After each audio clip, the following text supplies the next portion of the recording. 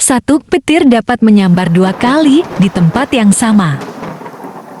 Meskipun sering ada mitos bahwa petir tidak akan menyambar di tempat yang sama, kenyataannya petir sering menyambar tempat yang sama berulang kali, terutama jika tempat tersebut adalah objek tinggi, seperti menara atau gedung pencakar langit.